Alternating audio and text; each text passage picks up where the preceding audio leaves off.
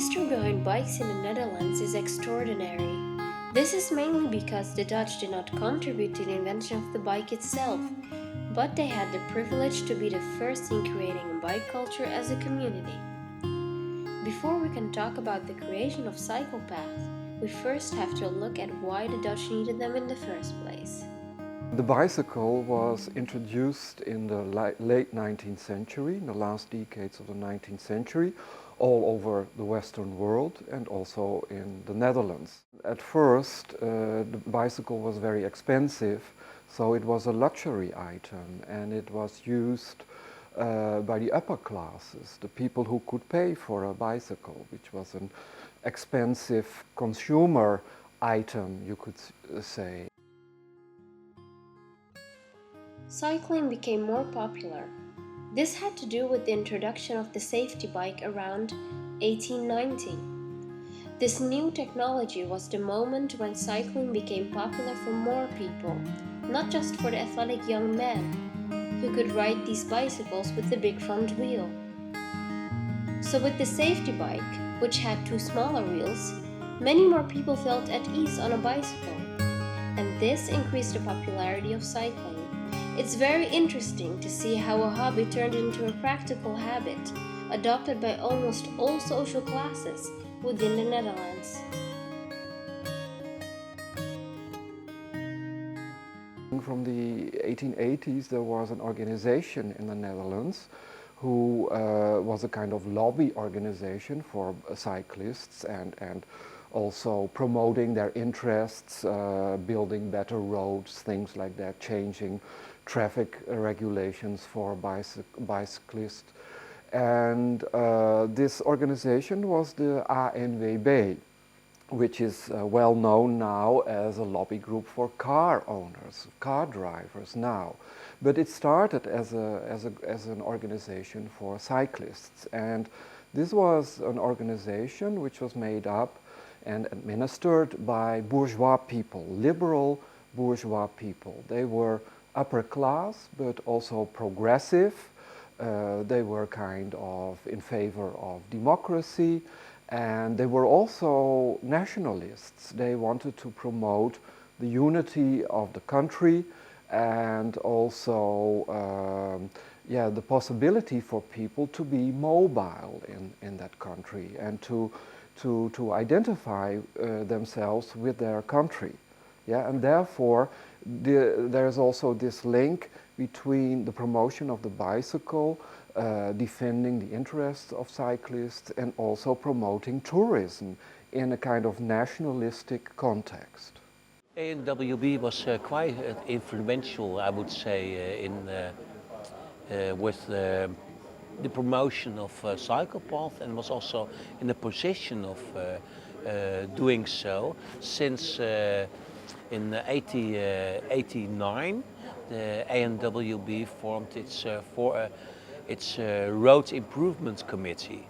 And in this Road Improvement Committee, not only members and council members of the ANWB were active, but also, for example, engineers of the Dutch Service for Water Management, who also was responsible for maintaining the roads.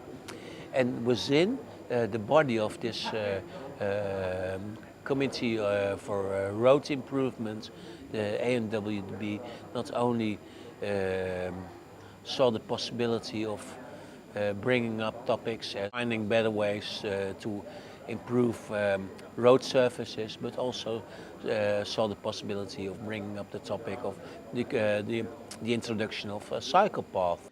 And much later on, but only 10 years later, after the year 1900, also the construction of separate lanes in touristic areas started to be of much interest of our association.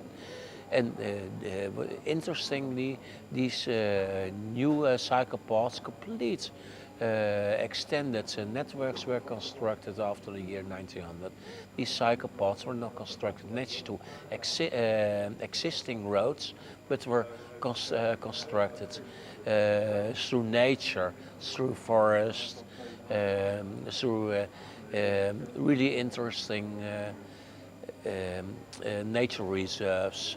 And it was possible to construct these roads there due to arrangements the association not only had with the national government, but especially with municipalities, and they built up very good relations with provincial authorities, but also they built up very good relations with private owners of nature reserves. Since at that time much of the nature in the Netherlands was privately owned, it was necessary to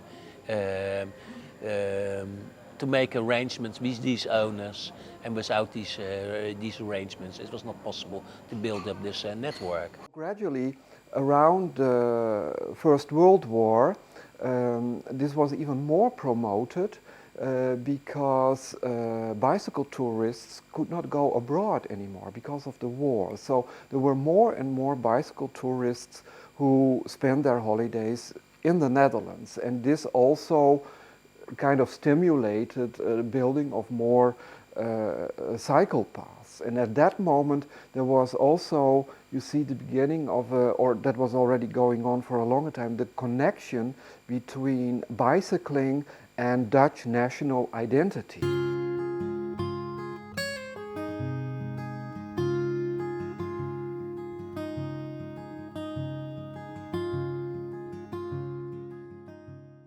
So in the first phase of the building of bicycle infrastructure, this was a private thing. This was something that these private associations did, helped by the, again, private ANWB. But this more or less changed so there was little involvement of governments in building bicycle paths in this early period. But this changed in between the wars, and it had a lot to do with the bicycle tax that was introduced in the middle of the 1920s. Of course, this was a time of crisis, so the government needed money, and then they thought, well, we have many people riding bicycles. If we now ask from all those cyclists to pay a certain tax, this will bring a lot of money into, will help the government's budget. And they were right. It really helped the government's budget very much. And of course, the cyclist organization, the interest organization, the ANWB, was not in favor of this tax.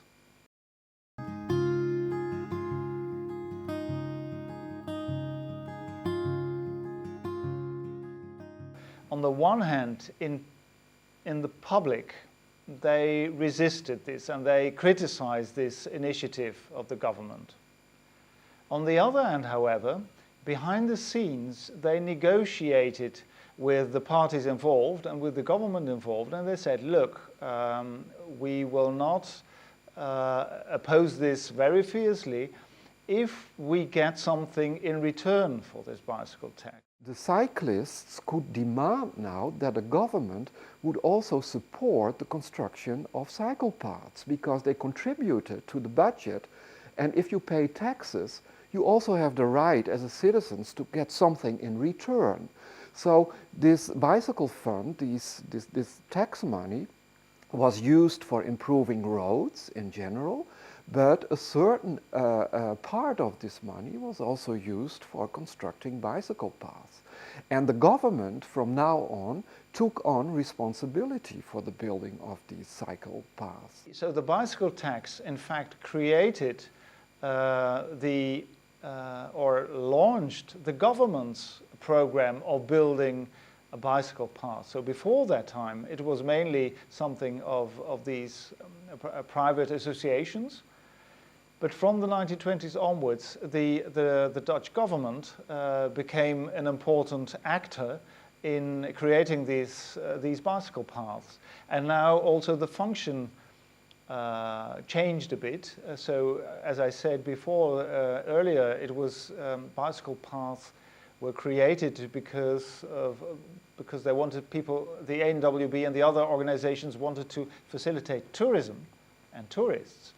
But in the 1930s, when many Dutchmen already had a bicycle and it had become a mass mode of transportation, The bicycle paths now were created to facilitate these everyday cyclists.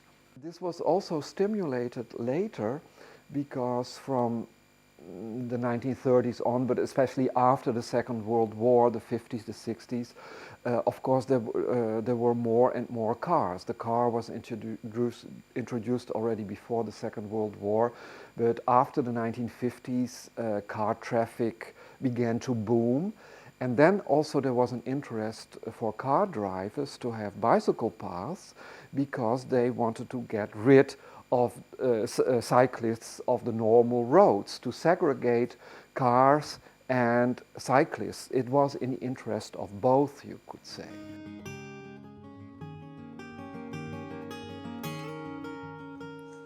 During the 1970s, massive protests emerged, demanding the creation of separate cycle paths and bike-friendly roads. People were simply angry. The death rate reached its highest peak, and the victims were mostly children who were on their way to school. One of the most popular movements of that time was called Stop Child Murder. The campaign managed to drag thousands of people out into the streets until the government positively answered their calls. Towards the end of the 70s, the Cycle Association was formed, who until today keeps on fighting for better cycle paths. Alleen met fietspaden ben je natuurlijk nog niet, want ook de oversteken, hè, daar gebeuren de meeste ongelukken, die moeten dan natuurlijk ook veilig worden ingericht. Nou ja, dat heeft er op een bepaald moment toe geresulteerd dat er door de overheid op een bepaald moment een programma is gestart, dat heet Duurzaam Veilig. Daar is Nederland nu zo'n 15 jaar mee bezig. En dat houdt in dat je eigenlijk overal in Nederland de weg zo inricht dat die veilig is vanuit de inrichting zelf al.